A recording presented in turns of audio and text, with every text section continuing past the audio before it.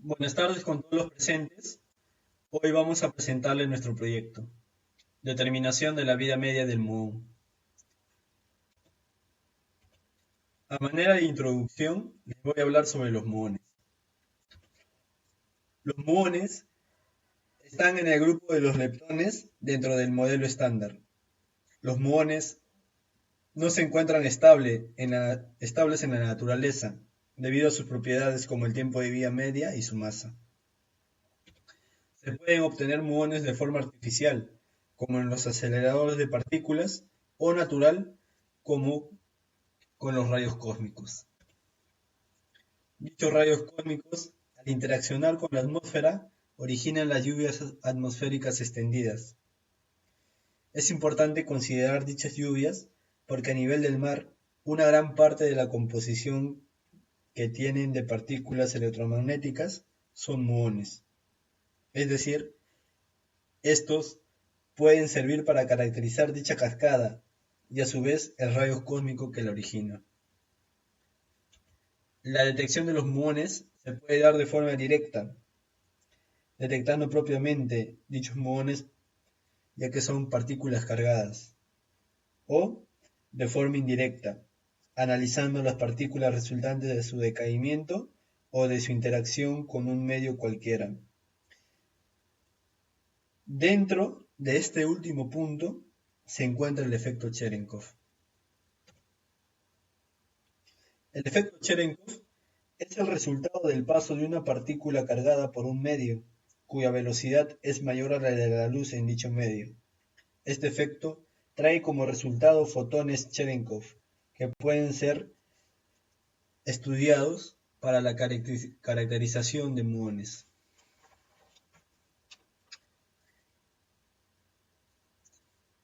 Bueno, pasando al arreglo experimental estudiado para la obtención de datos, para la obtención de datos para el proyecto, el arreglo experimental estaba compuesto por un conjunto de 3 detectores Cherenkov de agua. Estos detectores son pertenecientes al proyecto Lago. En la imagen vemos un detector Cherenkov cubierto por un plástico negro. Esto es debido para evitar ruidos externos. Y además vemos un diagrama en donde se observa cómo se ordenan los detectores del proyecto Lago. Ahí tenemos 3 detectores, cada, cada uno cuenta con un fotomultiplicador y una base que hace como fuente de esos fotomultiplicadores, los hace polarizar. Después las señales obtenidas se van a un digitalizador para después ser analizadas por la placa Nexus 2, en donde se establecen los umbrales de detección como el voltaje de polarización y el voltaje umbral. Además, también ahí se guardan el tiempo de las señales adquiridas. Esta placa puede trabajar en 3 canales en simultáneo, con 10 bits a 40 millones de muestras por segundo y una frecuencia de obtención de datos de 40 MHz. Estos, estos datos van a ser importantes para el posterior análisis del proyecto.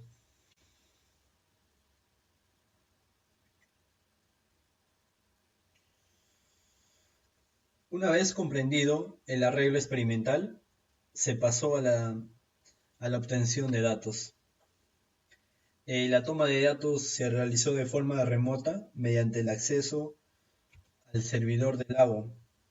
Esto se realizó con el lenguaje SSH, que nos permite acceder de forma segura a un servidor.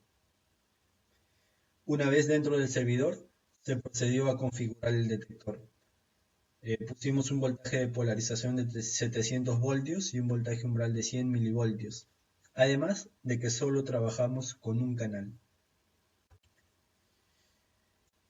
Tomamos datos por 4 horas. Estas 4 horas son de 4 horas de datos estudiadas porque tomamos más datos. Una vez tomados los datos, acudimos al servidor Ovalata para poder descargar los datos a nuestra PC.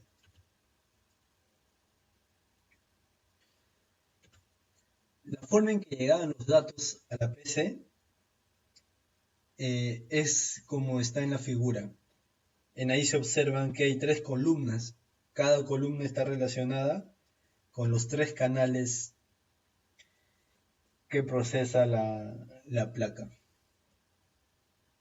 Ahí vemos que también hay un identificador de tiempo y un identificador de trigger. Ahora, había una infinidad de este tipo de arreglos con diferentes medidas de filas. Para la limpieza de datos, solo tomamos pulsos con 12 filas. Esto es debido a que estábamos trabajando con la versión 4 del software de análisis. Luego, otro filtro que pusimos de limpieza de datos es que hayan 2 pulsos de 12 filas consecutivas. Una vez obtenidos esos 2 pulsos consecutivos, procedimos a identificar los tiempos de esos 2 pulsos consecutivos. Todos estos datos los ordenamos en un histograma como se muestra en la figura. Ahora mi compañera procederá con el análisis. Después de haber realizado la limpieza de los datos, ahora pasamos a la segunda parte de nuestro análisis. A esta sección la hemos denominado filtrado de datos y la hemos dividido en dos. La primera llamada filtros temporales, la cual se basa en las diferencias temporales entre pulsos consecutivos. Al segundo le denominamos filtro por características de pulso y se divide en 3. En el filtrado temporal se descartan todos los datos que no estén dentro de los rangos del órdenes de magnitud de la vida media del muón, ya que estos pulsos, con diferencias temporales mucho mayores y que se producen a tasas constantes, no corresponden a decaimientos, sino más bien a efectos productos de la electrónica utilizada, o también conocidos como ruidos electrónicos. Al aplicar este filtro se obtiene un histograma con una distribución muy similar a una exponencial negativa. Después de haber realizado este filtro, ahora pasamos al filtrado por características de pulso. Pero primero, para entender este tipo de filtro, vamos a definir algunos parámetros, como es el pico. El pico es el máximo valor de amplitud de pulso registrado, menos la línea base. También tenemos lo que es el área. El área es la integral bajo la curva del pulso obtenido. Este parámetro también se representa la energía depositada por la partícula en el detector. Finalmente definimos área sobre pico, que es la división entre los parámetros anteriormente mencionados. Bueno, antes de definir los filtros, vamos a analizar lo que sucede en el tanque de Cherenkov. Al ingresar un muón, al tanque es frenado. Posteriormente se producirá un decaimiento, por lo que el detector registrará 2 pulsos consecutivos. El primero correspondiente al muón que ingresa y el segundo al electrón que se emite, producto del decaimiento. Además, se tiene que las distancias recorridas por las partículas dentro del detector están directamente relacionadas con la amplitud del pulso.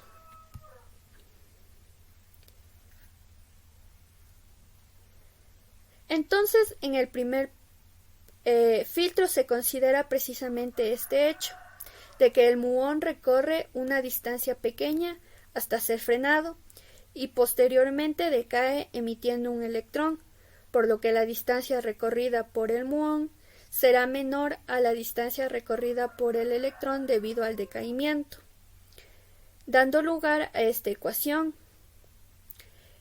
Este filtro elimina todo dato que no cumpla con esta relación. El segundo filtro se basa en eliminar pulsos pequeños, por lo que se utiliza la siguiente ecuación. Y por último tenemos el filtro que fue empíricamente encontrado y fue producto de la combinación de los dos filtros anteriores. Y especifica que la energía depositada por el electrón sea mayor que la energía depositada por el muón dividido por sus picos. Ahora analicemos el proceso por el cual tuvieron que pasar los datos para su análisis final. Todos los datos pasaron por el filtro temporal. Posteriormente se dividieron en 3 análisis. El primero consiste en la aplicación del primer filtro.